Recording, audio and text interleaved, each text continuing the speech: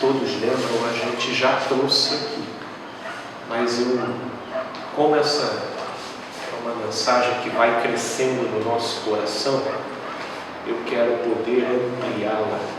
Deixa só.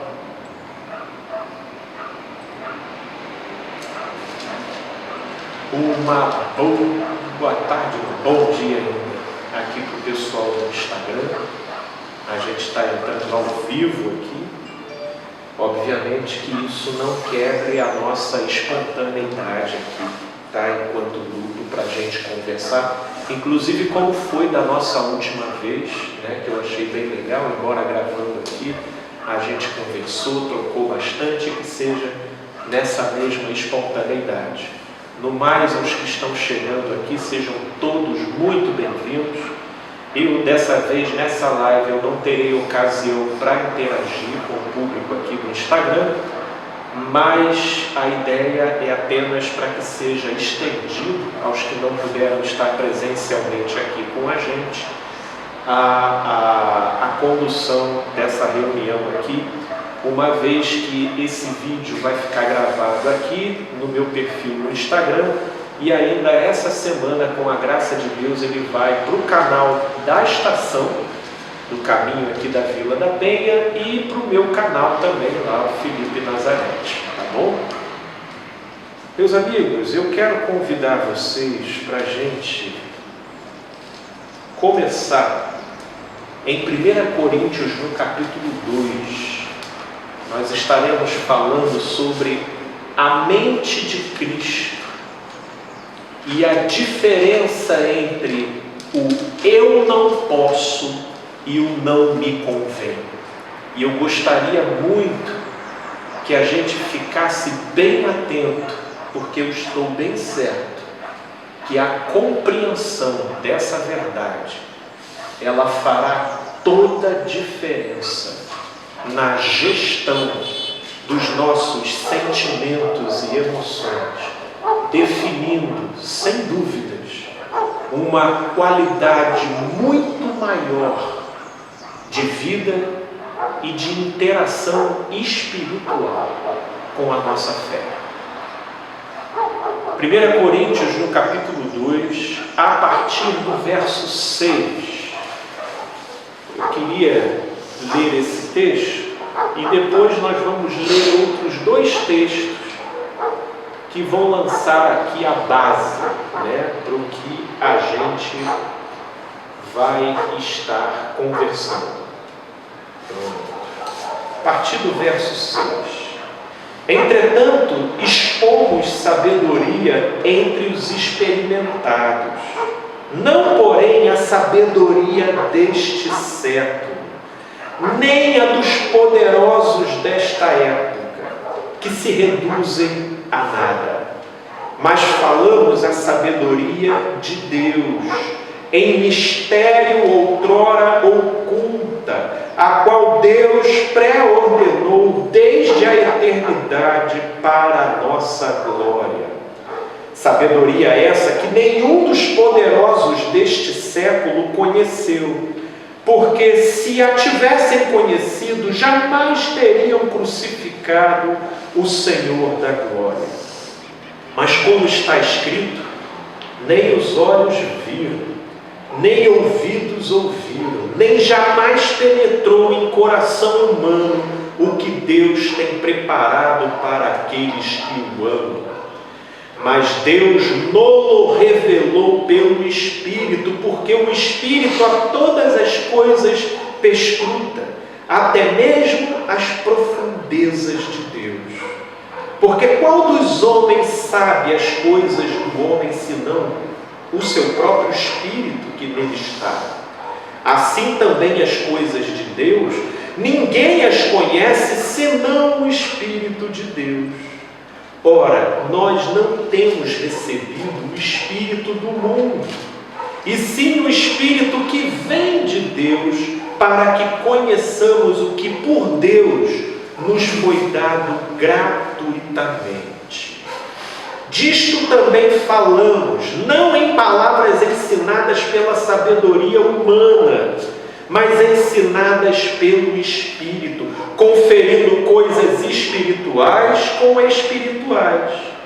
Ora, o homem natural não aceita as coisas do Espírito de Deus, porque lhe são loucura, e não pode entendê-las, porque elas se discernem espiritualmente. Porém, o homem espiritual julga todas as coisas, mas ele mesmo não é julgado por ninguém. Pois quem conheceu a mente do Senhor que o possa instruir? Nós, porém, temos a mente de Cristo. Em falar em mente de Cristo, que sabedoria é essa que estava oculta e que se tornou revelada e que não segue na esteira da filosofia e da mentalidade dos poderosos e dos grandes pensadores? É isso que nós queremos tentar esboçar aqui. E aí vamos para 1 Coríntios, no capítulo 6. E nós vamos começar efetivamente a nos introduzir no tema. Qual a diferença entre o eu não posso e o não me convém? Se preparem que a gente vai estar lendo vários versículos aqui para a gente. Então quem tiver com o aplicativo ou com a Bíblia, agiliza no gatilho. 1 Coríntios, no mesmo livro que nós estávamos, mas no capítulo 6, verso 12. Todas as coisas me são lícitas, mas nem todas convêm. Todas as coisas me são lícitas, mas eu não me deixarei dominar por nenhuma delas. Agora, ainda no mesmo livro, vai lá para o capítulo 10. Para o capítulo 10, no verso 23, nós vamos ver uma colocação bem parecida com essa que acabamos de ler. Todas as coisas são lícitas, mas nem todas as coisas convêm. Todas são lícitas, mas nem todas edificam. Olha que interessante. A grande verdade é que Freud, 2000 anos depois dessa revelação, ele é o pioneiro de uma leitura psicológica mais diferenciada. Inclusive, historicamente, ele é considerado como um introdutor da era onde a mente e o pensamento humano se volta para dentro de si, num movimento mais introspectivo, voltado para o autoconhecimento. E é Freud que numa sociedade moralista, numa sociedade altamente moralista e zelosa dos preceitos morais e comportamentais, ele faz uma leitura, ele obtém uma análise via observação da experiência do trabalho dele acerca daquilo que ele denomina de sexualidade perverso polimorfa nas crianças. E isso levando em consideração um tempo e uma época onde a infância era idealizada como sendo a fase da pureza, a fase da ingenuidade, onde tudo é puro, é leve. E Freud identifica, e com propriedade, diga-se de passagem, a presença de uma sexualidade perverso polimorfa. Obviamente, a diferença entre a presença dessa sexualidade na infância e na fase adulta é que na fase adulta isso ganha uma sofisticação muito maior da intencionalidade da consciência. O que na infância, isso não se faz presente. Mas o potencial perverso polimorfo, ele está presente. E aí vamos trazer uma definição para esse perverso polimorfo. Por que perverso? Perverso, pegando o sentido etimológico de perverso. Perverso, divide a palavra. Perverso, ou seja, que caminha fora do verso. É algo não pautado por um padrão. É algo difuso e que já entra meio que em associação de significado com o polimorfo. Polimorfo é o quê? É caracterizado por uma multiplicidade de morfologias, ou seja, não existe um compromisso com uma forma específica. Agora vamos voltar. Freud identificou um potencial de sexualidade perverso polimorfa, ou seja, um potencial de sexualidade difuso, completamente não delimitado por nenhuma linha objetiva e que estabeleça a garantia de que aquilo dali lá na frente vai assumir algum formato. Com o passar do tempo, inclusive, foram se corroborando observações que emprestavam validade para essa leitura de Freud, como, por exemplo, crianças que foram encontradas, tendo vivenciado a vida inteira, sendo criadas por um macaco, sendo criadas no meio de galinheiro, e elas adotam os comportamentos e as feições instintuais desses animais, os quais elas tiveram a convivência. Eu não vou me lembrar objetivamente dos casos, mas quem tiver acesso ao Google aí pode colocar ali consultas e pesquisas dessa natureza e você vai ver inúmeros casos de crianças que foram encontradas dessa forma, e a maneira como a subjetividade delas, face à sua elasticidade e o seu potencial polimorfo e perverso, ou seja, sem compromisso com um determinado verso, com uma determinada nota, favoreceu o fato de que o convívio com eles, com criaturas de uma natureza instintual tão diferente por serem de outra espécie, produziram neles uma subjetividade moldada a essa espécie. O que corrobora essa leitura de Freud, onde antes disso, a concepção é que se você pega o ser humano e pare ele lá em Marte e deixa ele sozinho, ele vai crescer um humano lá. Não, ele vai crescer, obviamente, uma criatura, mas com as prerrogativas do que a gente pode chamar de humano. Ele vai ter algumas características, sim, de similaridade. Talvez o fato de ter duas pernas, mas não sei nem se ele vai funcionar como um bípede, de ter dois braços, de ter alguns instintos, mas o potencial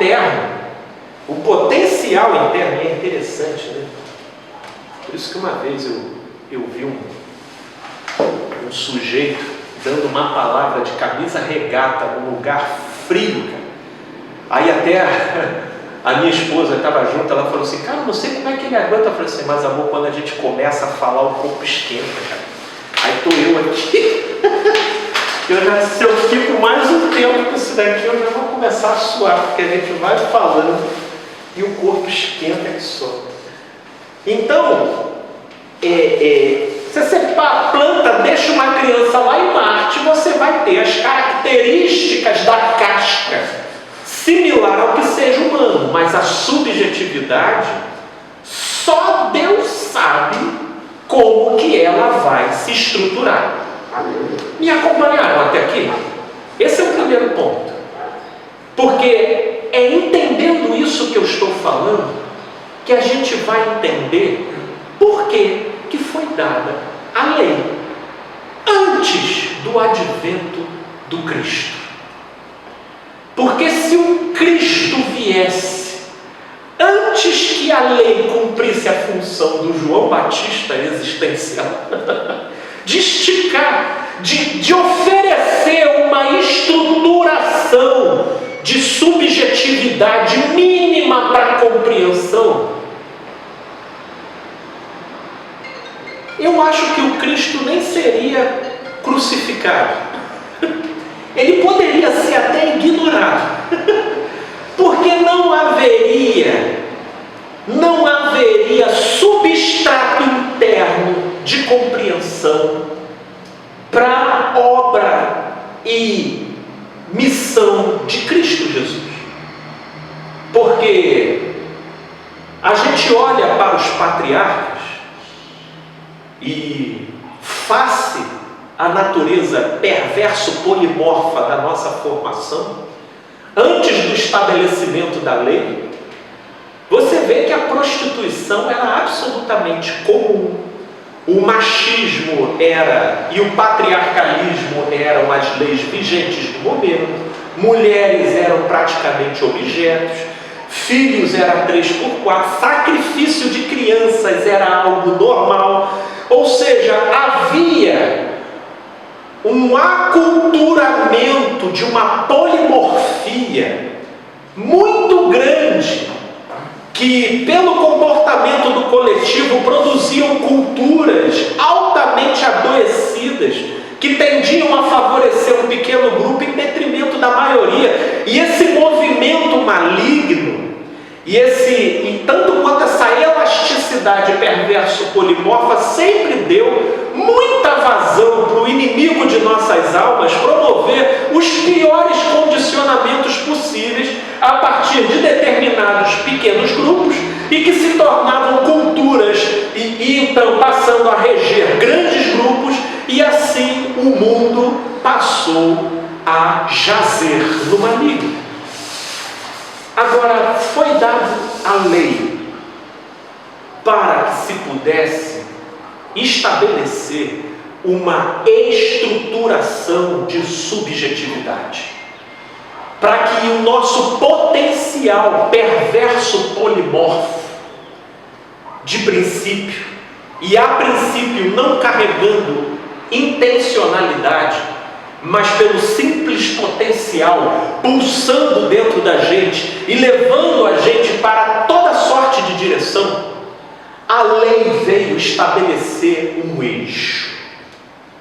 Só que, para criar o condicionamento, por exemplo, quando alguma parte do nosso corpo rompe, ou seja, quando alguma parte do nosso corpo que precisa de uma estruturação enrijecida amolece, se quebra, se torna flexível, o que você precisa fazer para resgatar a sua forma?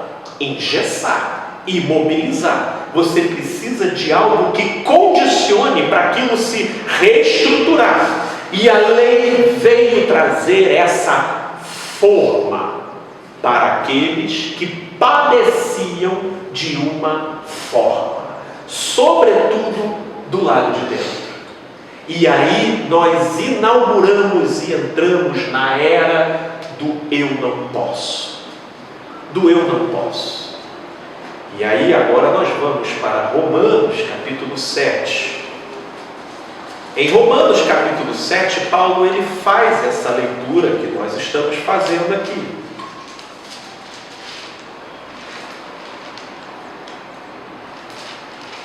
Ele faz essa leitura que nós estamos fazendo aqui. Romanos 7, a partir do versículo 7. Que diremos, pois? É a lei pecado? De modo nenhum. Mas eu não teria conhecido o pecado senão por intermédio da lei.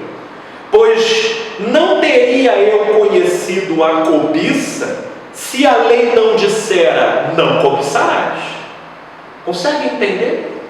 Na verdade, na minha disposição perverso polimorfa, cobiça ia ser apenas uma pulsão. Cobiça iria ser apenas um impulso impulso. Porque uma característica básica da nossa constituição psiconeurofisiológica é sermos altamente reativos, porque nós trabalhamos pelo padrão estímulo-resposta. Então, cobiça seria mais uma das respostas dependendo do estímulo recebido, mas a lei vem e traça uma referência. Isso é pecado. Isso é pecado. E ali então começa um progresso de continência, para que se desenvolva uma percepção na minha disposição perverso-polimorfa de um caminho, de uma direção. E aí portanto, nessa colisão entre o eu sinto e a informação de que eu não posso, é que nasce a consciência. Surgiu a consciência de que de mim brota algo que eu nem sabia, mas tem o nome de cobiça. E eu entendi que eu sinto isso na direção do meu próximo, mas a lei disse, olha, não pode.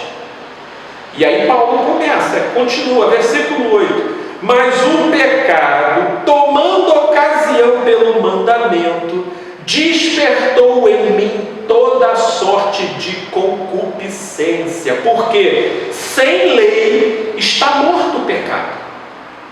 Se não há lei, não há direção. Se não há direção, só tem eu e a minha disposição perverso polimorfa, absolutamente autêntico, que é aquele ser que o Caio costuma equivaler à água viva, né? Só pulsa, o ser pulsante.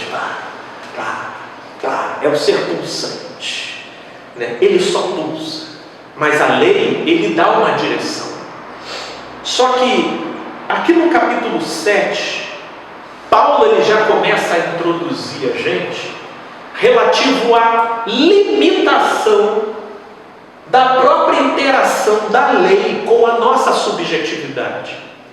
Porque embora a lei ela veio trazer uma delimitação para um potencial altamente polimorfo e difuso da minha essência instintual, por outro lado também, a lei ela foi insuficiente para promover a plenitude. Para promover a plenitude e para alçar o homem e a mulher, o ser humano, ao patamar principal de maturidade. A lei foi insuficiente. E por quê? Porque no início do processo, né, a lei ela vai concedendo para a gente a internalização de um senso de caminho. Porque naquilo em que ela condena a cobiça, naquilo em que ela condena a lascívia, naquilo em que ela condena a glutonaria, a idolatria, naquilo em que ela condena o matar a outra pessoa, o dar falso testemunho contra outra pessoa, a lei ela está produzindo um condicionamento com o seu medo, ela está produzindo um condicionamento com uma entidade de natureza subjetiva, e que Freud, lá na frente, denominou de superego, que aqui na prática nós poderíamos chamar de nosso juiz interno. É o nosso juiz interno. Freud, ele identificou, obviamente que tudo isso é subjetivo, tá, gente? Isso aí não tem como você entrar no laboratório e comprovar a existência disso. Mas na observação da subjetividade, Freud construiu uma plataforma, de compreensão, de leitura, e que favorece a gente uma melhor identificação e conhecimento das nossas dinâmicas internas. E na sua primeira tópica conceitual, Freud divide o aparelho psíquico em 3 instâncias: id, ego e superego, que eu acho que seja válido a gente entender aqui. Quem é o id? Olha, gente, eu não estou aqui com nenhum compromisso acadêmico, tá? De querer ficar. Eu quero apenas que vocês entendam e capturam o conceito prático da coisa. Quem é o id? O id é a nossa condição perverso polimorfa. Em outras palavras, é o nosso lado pode tudo, porra louca, entendeu? E aí tem por outro lado, tem o superego. O superego, quem é essa versão? É aquela versão da gente que absorve as regras e as leis do ambiente. Portanto, é um estado policial que se forma dentro da gente. Essa é uma outra instância da nossa dinâmica subjetiva e que ela está ali. E no meio desses dois tem quem? O ego, que é aquela instância que fica fazendo mediação entre os assédios do id, que quer fazer tudo, não tem limites, e do superego, que quer controlar tudo. Entende? O ego fica ali. Logo você vai ver pessoas que têm uma maior propensão a fazer tudo, e você vai ver pessoas que têm uma maior propensão a controlar tudo. Então você vai ter a disposição mais impulsiva e a disposição mais obsessiva. Essas são as propensões naturais da nossa psicologia básica. A lei, ela veio trazer alimento para o superego frear o reinado do id. E de uma certa forma dar instrumentos para o ego para que a gente pudesse se aproximar do que significa ser humano. Porque se o id não recebe freios, sabe Deus no que a gente vira, ainda que com o aspecto de seres bípedes e mamíferos. Porque do lado, uma coisa é essa casca do lado de fora, outra coisa é o que te caracteriza do lado de dentro, é a nossa subjetividade. Portanto, a lei, ela veio trazer essa ferramenta. E aí, quem que também nos diz isso? É Paulo. Vamos lá para Gálatas agora. Vamos lá para o livro de Gálatas. Quem vai nos falar sobre isso? Olha o que Paulo fala aqui. Qual capítulo? No capítulo 3, a partir do verso 23. Gálatas, no capítulo 3, a partir do verso 23. Perceba que a gente vai ler aqui, é que eu estou parafraseando, mas está na esteira do que nós acabamos de falar aqui. Gálatas 3, a partir do verso 23. Mas, antes que viesse a fé já está no não me convém, ok? Nós estamos aqui ainda dissertando sobre o eu não posso.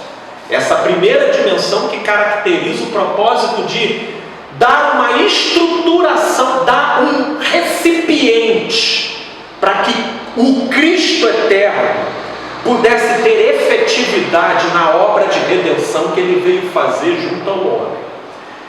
Então, mas antes que viesse a fé, estávamos sob a tutela da lei e nela encerrados para essa fé que de futuro haveria de revelar-se. Versículo 24. De maneira que a lei nos serviu de aio para nos conduzir a Cristo, a fim de que fôssemos justificados por fé. O que é aio? Vocês sabem o que é aio? Aio é um tutor, inclusive uma função muito comum, sobretudo na época de Paulo, que vivia sob a política do império. Então, quando o infante ainda não possuía a idade necessária para assumir as funções administrativas que lhe cabia, ele ficava sob a tutoria de um aio, que tinha a responsabilidade de quê?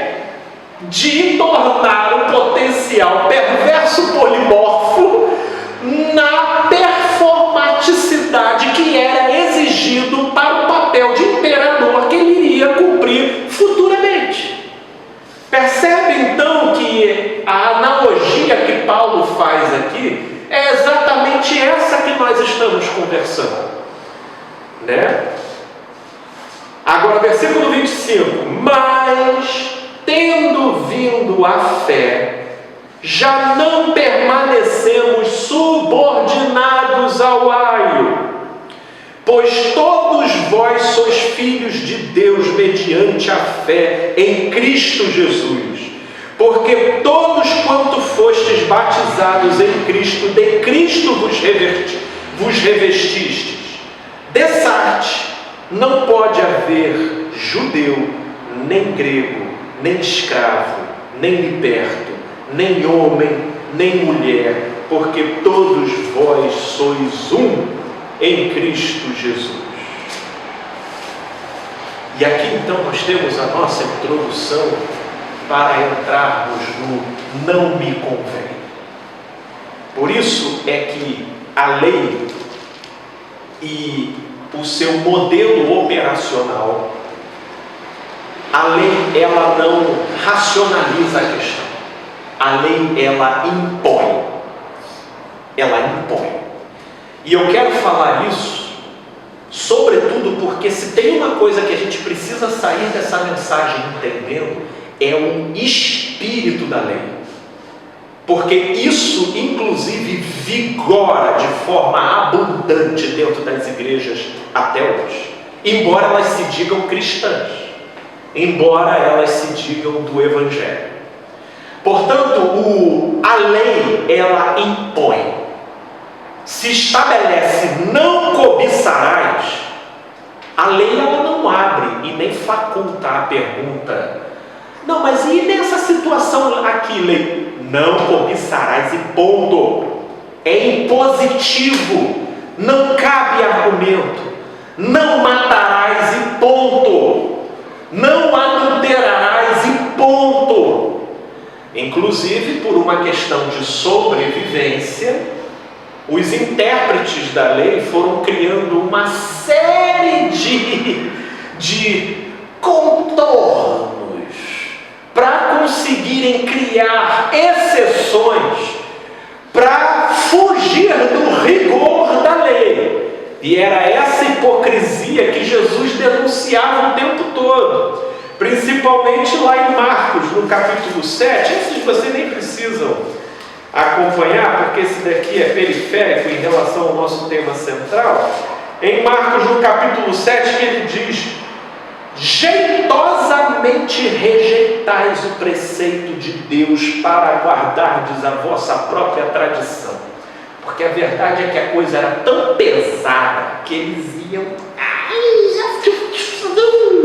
criando caminhos para, de maneira o peso era todo dado sobre o povo, mas sobre eles iam jeitosamente fazendo articulações para que eles pudessem se despressurizar do preso e manter a reputação de homens santos. Então é isso que o religioso, no final das contas, faz o tempo todo. Portanto, nessa direção, a lei ela impõe, porque se o propósito principal dela é calcificar a subjetividade numa estrutura recipiente para que o Cristo viria fazer, para a fé que havia de se revelar, então a lei não pode conversar, a lei impõe. E no que a lei impõe, isso destroça, meu Deus, uma série de coisas dentro da gente. E é aí que começou a ficar claro que, embora a lei teve uma função benéfica de cumprir a função de aio, ou seja, de tutor para nos conduzir até Cristo, nem de longe a lei foi suficiente para nos aperfeiçoar. Por quê?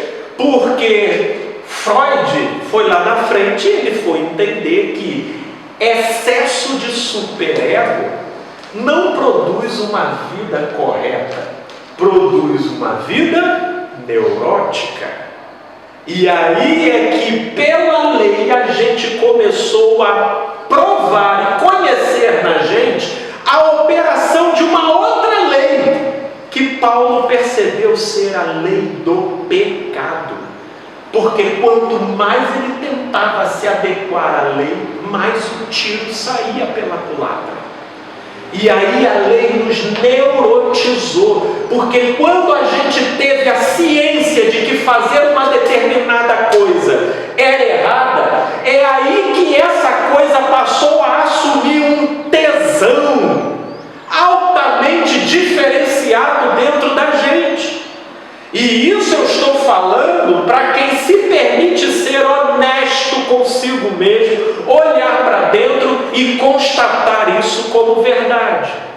Porque quem for hipócrita e não assumir isso, vai viver daquilo que a casca dele para o lado de fora mostra. Mas estamos falando aqui sobretudo do que acontece no coração. Porque a lei, o máximo que a lei conseguiu, de fato e verdade, foi condicionar comportamentos para o lado de fora. Mas o coração permaneceu indomado. Tudo isso propiciou a formação de um senso. E é isso que nós vamos entender. Aí vamos voltar para Romanos capítulo 7. Que nesse terreno aqui a gente vai entender melhor, voltando para cá. Vamos continuar lá no versículo que a gente parou, versículo 8. Mas o pecado, tomando ocasião pelo mandamento, despertou em mim toda sorte de concupiscência. Ou seja, é eu ter a consciência de que é proibido. Aquilo então desperta em mim um duplo peso de desejo, de tesão por aquilo.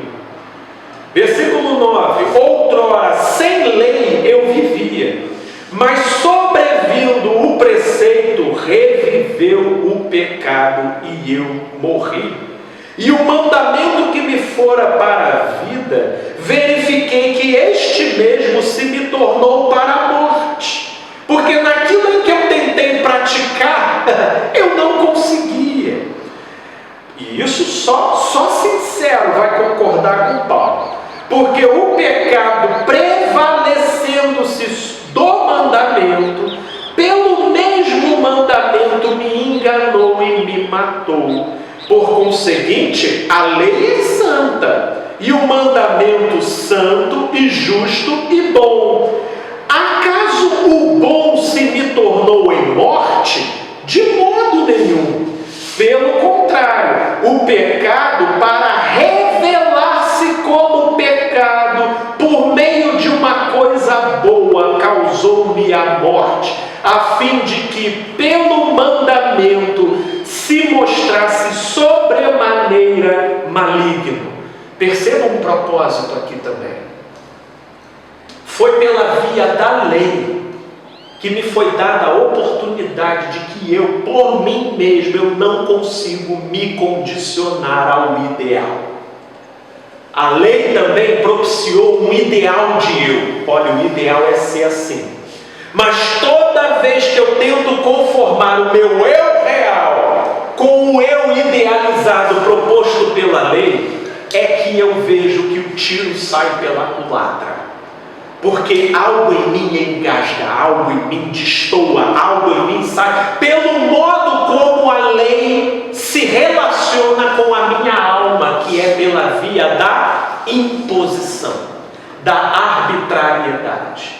E esse tipo de conjugação com a alma, o tiro sempre sai pela culatra. Eu estou firmando isso para você. Versículo 14: porque bem sabemos que a lei é espiritual, ela compõe um ideal, um padrão superior de existência. Eu, todavia, sou mamífero, sou carnal, sou instintual, vendido à escravidão do pecado, porque nem mesmo compreendo o meu próprio modo de agir. Sim, eu mesmo, às vezes me vejo numa contradição e numa ambivalência muito grande. Eu amo Jesus, mas eu tenho medo. Eu não quero seguir naquele caminho, mas naquele caminho me excita. Entendeu? Meu Deus do céu, a coisa não cura só, fica difícil. Até Freud, de vez em quando, se revira no caixão, porque não dá para explicar tudo. Pois não faço o que prefiro, e sim o que detesto.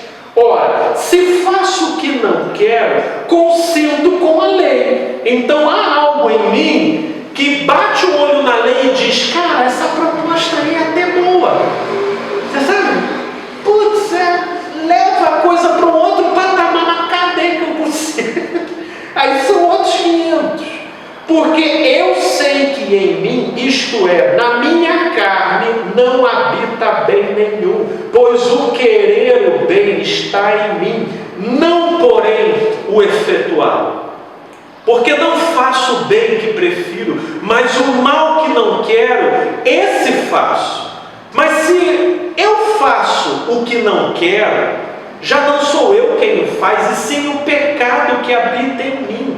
Então, ao querer fazer o bem, encontro a lei de que o mal reside em mim. Porque no tocante ao homem interior, tenho prazer na lei de Deus, mas vejo nos meus membros outra lei, que guerreando contra a lei da minha mente me faz prisioneiro da lei do pecado. Isso daqui é a linguagem bíblica para traduzir neurose. Isso daqui é neurose, ou seja, é um conflito de dimensões opostas, que uma vez não chegando a lugar nenhum, leva o ser à exaustão. E na exaustão a gente está sempre caminhando com a sensação de que nós estamos distante do ideal. Esse é o produto final da interação da lei com a nossa subjetividade. Mas nesse meio tempo foi sendo produzido na gente a sensação de para onde é para seguir, a sensação do que seria o ideal. E é essa percepção do para onde deveria ser, do qual seria o ideal, que trouxe um recipiente favorável para a obra do Cristo. Mas para que a obra do Cristo seja devidamente assimilada, a gente tem que deixar o nosso próprio esforço de querer acertar, para então abraçar a fé de que somos aceitos da maneira como nós somos. Aí é que entra o escândalo da cruz.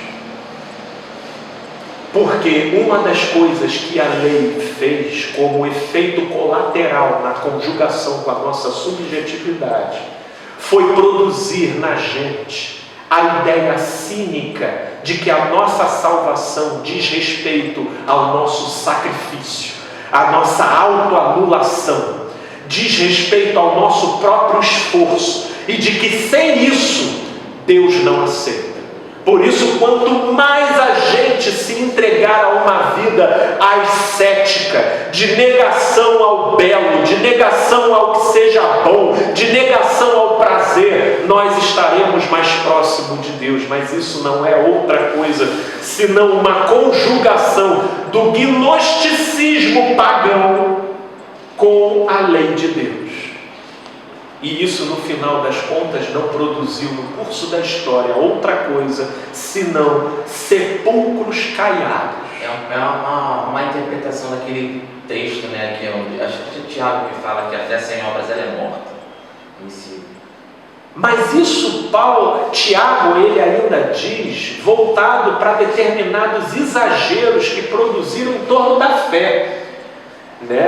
Embora em certa medida esteja correto, mas quando Tiago afirma isso, aí já é numa outra propensão de interpretação equivocada de que a fé, ela daria asilo para aquilo que existe de pior na gente, como por exemplo, uma preguiça espiritual na direção do nosso próximo, ao ponto, como nesse mesmo capítulo que Tiago menciona isso, de pessoas pobres, sem ter o que comer, entrando na comunidade de fé, todo mundo falando de amor, de luz e de paz, mas a pessoa que entrou com fome, sai com fome, sem ser assistida nas suas necessidades. E aí Tiago diz, olha, vocês podem ser até a comunidade da fé, mas uma comunidade de fé que não produz obras é morta. Porque no final das contas, o que Tiago está querendo dizer é que se a fé não nos conduzir para uma frutuosidade na direção da vida, fé vira um bom pretexto para a gente agasalhar expressões do nosso egoísmo. E aí é isso que é denunciado por Tiago lá nesse capítulo. Mas o que aqui está se dizendo já é as anomalias produzidas pela concepção da lei, que é o que torna o esforço, o sacrifício e a autoanulação como sendo as prerrogativas do que nos conduzem a Deus, de modo inclusive a anular o sacrifício realizado por Cristo Jesus na cruz do Calvário, já não tornando necessário nenhum tipo de sacrifício, como, por exemplo, temos a carta de Hebreus inteira falando sobre isso. Agora, se não é mais o sacrifício, se não é mais o eu não posso, para onde essa reflexão nos leva? Vem a fé? Fé em quê? Porque a fé, ela traz a justificação que vem do alto. Logo, se eu já não sou justificado por aquilo que eu faço, se a minha justificação ela é vertical, ela vem do alto, ela já não parte do crivo interpretativo das versões autorizadas da lei, então como é que eu me norteio? É aí que entra o não me convém.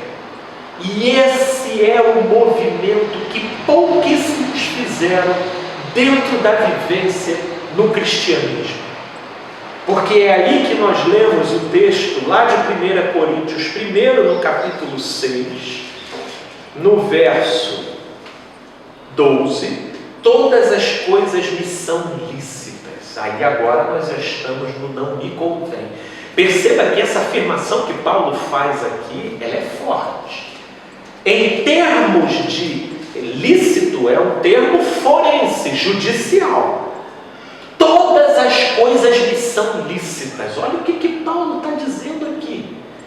Gente, se a gente não levar isso a sério, a gente não leva mais nada a sério. Paulo, ele vem e faz uma ruptura integral com a lei.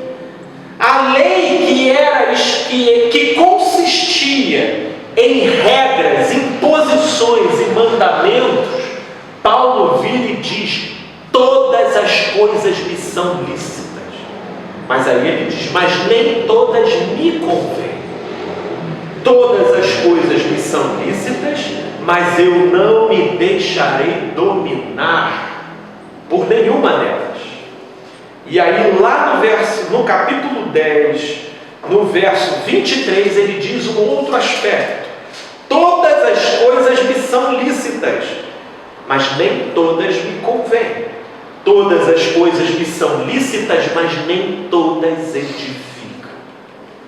Como a lei, ela não conversava, essas coisas que Paulo está dizendo aqui, elas não entram no mérito. Mas quando adveio Cristo e Ele trouxe a justificação justificação que outrora a gente pensava que advinha do nosso esforço em nos adequarmos à lei, esforço esse que só nos conduziu à neurose, onde a gente vivia fazendo aquilo que a gente mais gostaria de evitar, em Cristo, tendo a nossa justificação garantida, nos houve a possibilidade de aprender qual é o efeito daquela prática com a nossa alma. Com a nossa alma. E é isso que Paulo diz aqui nesses versos. Já não é uma questão de pode ou não pode, mas qual o efeito que essa prática produz em você. Produz em você. Só que a gente só pode entrar nesse terreno se a gente abrir mão das categorias interpretativas da lei. Porque quando eu estou lá respondendo uns vídeos no TikTok, principalmente de gente angustiada e machucada, perguntando se ela pode casar novamente. Olha que interessante, né? Tudo que ela quer é casar, é amar uma pessoa, mas aí os legalistas vêm dizendo, não pode, não pode, porque eles vêm no espírito da lei. Não pode, eles vêm para impor, eles vêm para trazer arbitrariedade.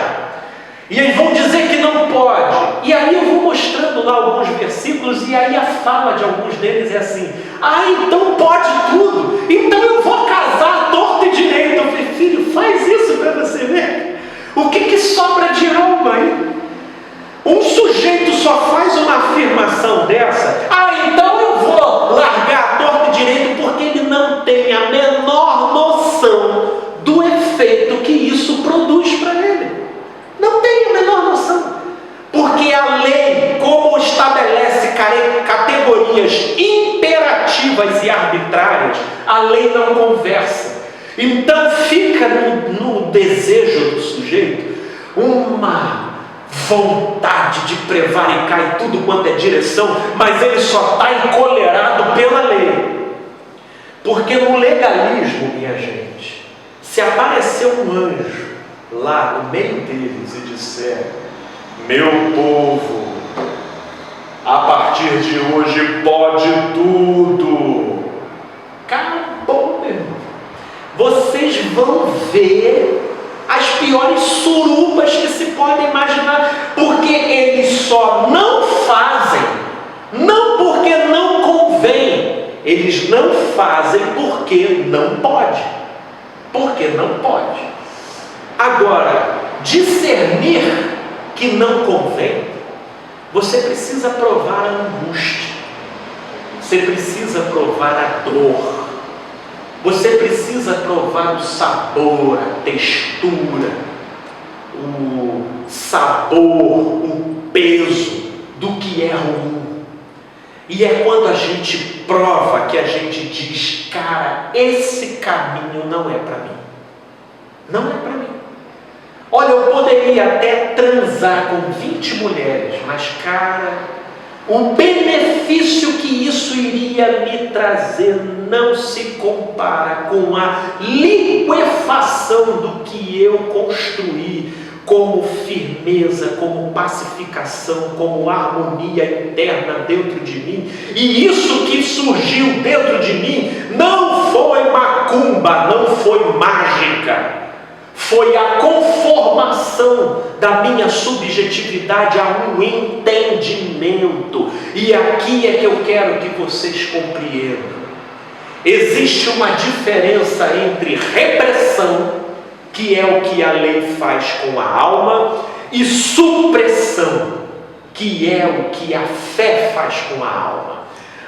Percebam que ambas realizam no imediato a mesma finalidade, que é criar um obstáculo para a realização do desejo, tanto reprimir quanto suprimir. Ambas impedem a realização do desejo, porém ambas produzem engrenagens e efeitos diferentes na alma.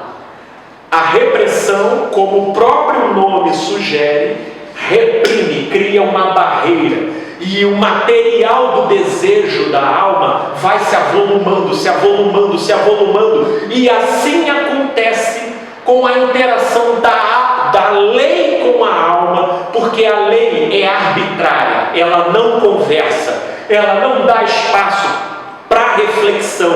A lei não está interessada se você entende o significado daquela proibição ou não, a lei impõe. E aí, esse tipo de interação com a nossa alma reprime, e a repressão vai gerando um volume de uma tal maneira que chega um momento que ou o sujeito despiroca da noite para o dia, ou ele vai gerando uma série de sintomatologias dentro dele, como por exemplo, a alteração do temperamento, vai se tornando uma pessoa mais carrancuda, mais temperamental, vai se tornando uma pessoa arrogante, vai se tornando uma pessoa hipócrita, vai se tornando uma série de desconjunção da própria subjetividade do sujeito. Agora, a supressão não.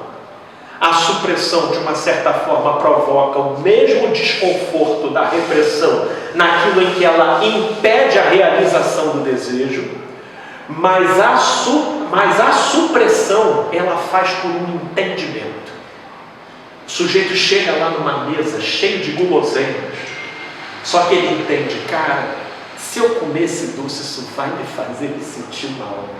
E aí ele diz assim, o prazer que eu vou sentir comendo esse doce e passar a semana inteira no banheiro, então eu vou preferir abrir mão, fazer uma supressão imediata desse prazer, para não ter que vivenciar um padecimento muito maior lá na frente.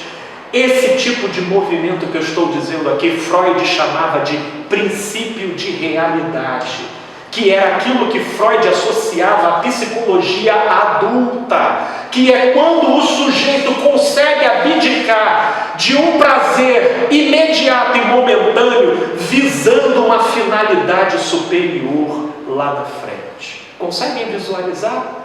E é isso que a fé nos chama, e é isso que significa não me convém. Não me convém. Isso aqui é bom, é gostoso, mas não me convém, não me interessa. De modo que, se aparecesse um anjo para esses e dissessem, quero dizer para vocês, meu servo, que pode tudo. Isso eu já sabia, que tudo me é lícito. Mas eu estou aqui, eu vou continuar aqui, porque eu estou fazendo o que eu quero aqui. É o que eu entendo que é o melhor para mim. Eu entendo que é o mais saudável. Talvez não necessariamente o mais confortável do ponto de vista da idealização social, porque se eu pegar a idealização social, talvez o mais confortável seria eu estar em Gramado tomando um vinho, né, com um casaco assim bem confortável e tudo mais, mas isso para mim aqui é muito mais significativo, né? E me coloca conectado com um propósito que vai além, de modo que me leva a fazer supressão de determinados desejos, sem que isso redunde em neurose dentro de mim.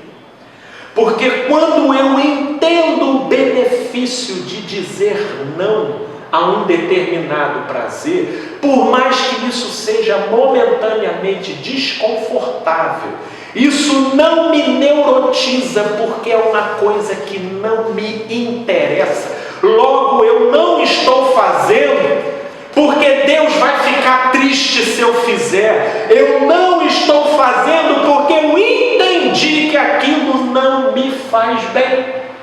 Conseguiram a diferença? É por isso que tem muita gente que não se liberta do vício na masturbação, que não se liberta de determinadas práticas compulsivas dentro da igreja, porque ela ainda lida pelo repertório da lei, estabelecendo um ideal de eu, de que ela vai ser mais santa, mais elevada, se ela se adequar àquele ideal de eu. E enquanto ela se força a conformar o seu eu real com aquele eu idealizado, mais neurose ela produz nela, porque quanto mais ela se obriga, mais ela pratica justamente aquilo que ela gostaria de evitar. E aí eu viro insistentemente para essas pessoas e digo: meu irmão, minha irmã, você só precisa crer. E esse vício ou essa compulsão que hoje extrapola a sua capacidade de controlar, vai sendo paulatinamente amenizado naquilo em que você foi entendendo que não é para agradar a Deus que você tem que controlar, é apenas para, se tiver que ser, você viver melhor. E aí é porque te convém, você para, te convém. Assim, cara, já não faz o menor sentido viver assim dessa forma, já não interessa. Mas enquanto a gente estiver lidando com as engrenagens da lei, aquilo que a gente quiser parar vai virar neurose. E aí muita gente, por exemplo, que está viciada em masturbação, ela vai pensar o seguinte, e vai chegar à real conclusão, de que na verdade ela se masturba porque ela no fundo crê que é bom. É bom, pô! Caramba, um dia de trabalho! Meu irmão chegando aqui estressado, nada melhor do que fazer uma justiça aqui com as próprias mãos. E existencialmente alivia. Uma pessoa, por exemplo, comprometida com um sentimento neurótico de culpa ou neurótico de medo, ela vai chegar à conclusão de que, na verdade, eu tenho isso sou eu, isso é meu. Agora, você só vai parar com isso quando isso não mais te convier.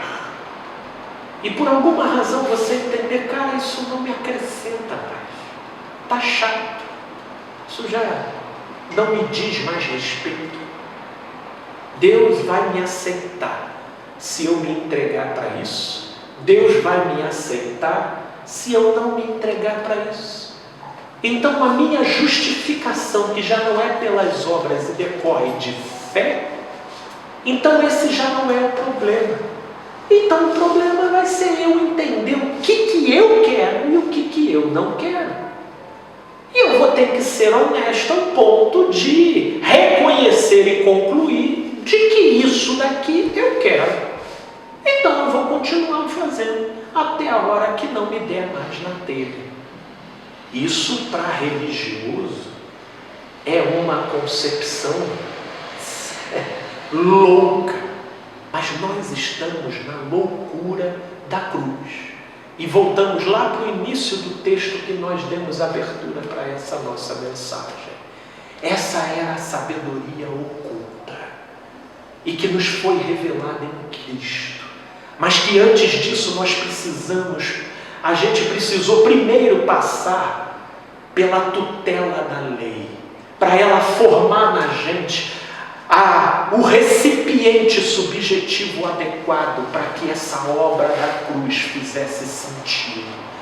E agora, como diz Tiago na sua epístola, que nós sejamos julgados pela lei da liberdade que há em Cristo Jesus. Porque só na liberdade a nossa alma encontra o eixo.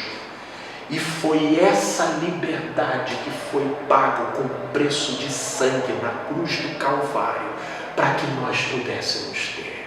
Onde Ele morreu a morte que nós devíamos morrer.